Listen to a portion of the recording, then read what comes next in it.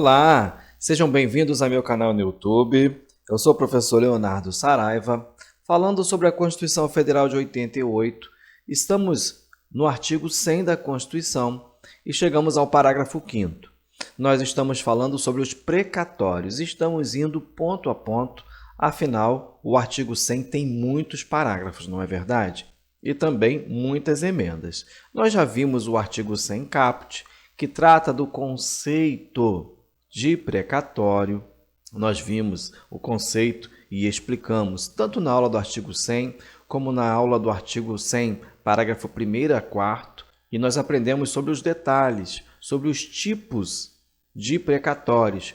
Vimos que precatório é o gênero e temos as suas espécies. Aprendemos sobre os precatórios propriamente ditos, sobre os débitos de natureza alimentar, sobre o RPV, o famoso RPV, e também aprendemos sobre a preferência das preferências.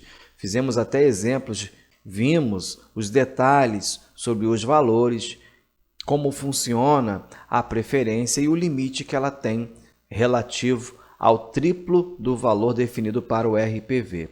Mas isso você encontra nos vídeos anteriores. O presente vídeo vai tratar do parágrafo 5º. E eu vou tratar especificamente do detalhe que vai fazer a diferença na sua prova. Por quê? O vídeo está atualizado de acordo com a emenda constitucional número 114 de 2021, que alterou significativamente o artigo 100 da Constituição, trazendo muitas novidades. Uma delas está no parágrafo 5º. O parágrafo 5º diz o seguinte: é obrigatória a inclusão no orçamento das entidades de direito público de verba necessária ao pagamento de seus débitos oriundos de sentenças transitadas em julgado constantes de precatórios judiciários apresentados até 2 de abril, fazendo-se o pagamento até o final do exercício seguinte, quando terão os seus valores atualizados monetariamente. Veja que não é uma redação muito complexa. Você tem um precatório oriundo de uma sentença judicial transitada em julgado. Se você apresenta até o dia 2 de abril, ele vai ser pago até o final do exercício seguinte. Muito bem, muito fácil. Qual é a data? 2 de abril, tá?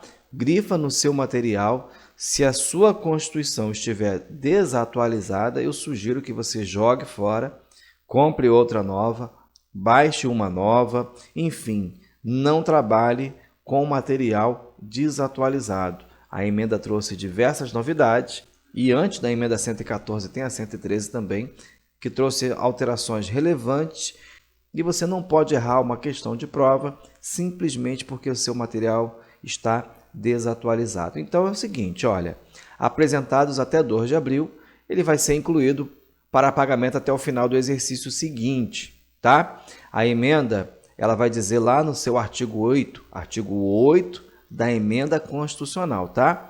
Que o parágrafo 5º do artigo 100, ele entrou em vigor a partir de 2022, enquanto que as demais alterações na data da publicação, que foi 16 de dezembro de 2021. Muito bem, todas estão valendo, não é verdade? Sim. Então vamos aos detalhes. O que dizia a redação anterior? A redação anterior é quase que idêntica à nova redação. O que mudou? A data. Exatamente. E as questões de provas, elas vinham exatamente perguntando para o aluno, narrando ali uma situação hipotética e dizendo a data de apresentação do precatório. A data era 1º de julho. Era 1º de julho. Passou a ser 2 de abril. Sem dúvida alguma, é a informação mais importante para a sua prova, para o seu concurso, em relação ao parágrafo 5º do artigo 100 da Constituição.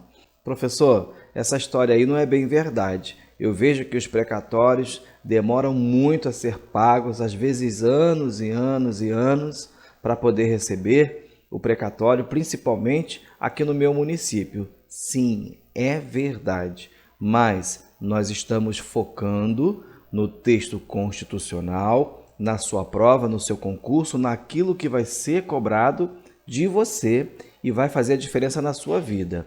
O que acontece na prática deixa para depois, tá? Vamos focar naquilo que o texto constitucional está trazendo, que vai fazer a diferença efetivamente na hora da sua prova. Ah, professor, eu não entendi como funciona. Funciona da seguinte maneira, olha, se você tem um precatório e ele é apresentado até 2 de abril de 2025, por exemplo, tá? Ele deve ser pago até o final do exercício seguinte. Quando é o exercício seguinte? Ora, se nós estamos falando de 2025, o exercício seguinte será 2026. Muito fácil. Se você já estudou sobre o orçamento, ok, fica muito mais fácil de entender. Se não, não tem dificuldade, tá? E se eu apresentar depois, professor? Ora, se você apresentar após 2 de abril de 2025, no nosso exemplo, é claro, ele não vai ser pago até o final do exercício seguinte, mas ele obrigatoriamente será incluído no próximo orçamento e, consequentemente, pago até o final do exercício de 2027, aqui no nosso exemplo. É simples assim de entender, tá? Apresentou até 2 de abril, ele é pago no exercício seguinte. Apresentou após 2 de abril, não é obrigatória a sua inclusão no orçamento, ok? Nós estamos falando de obrigatoriedade, tá? É obrigatório a inclusão no orçamento se ele for apresentado até 2 de abril e não é obrigatório se for apresentado após essa data. Vai ser obrigatório para o próximo exercício, ok? Não o exercício seguinte, mas o que vem logo após. Perfeito? Fácil de entender. Você não vai errar essa questão na sua prova. Marque a data, tá? 2 de abril. Professor, muito fácil, não vou confundir. Ah, tá.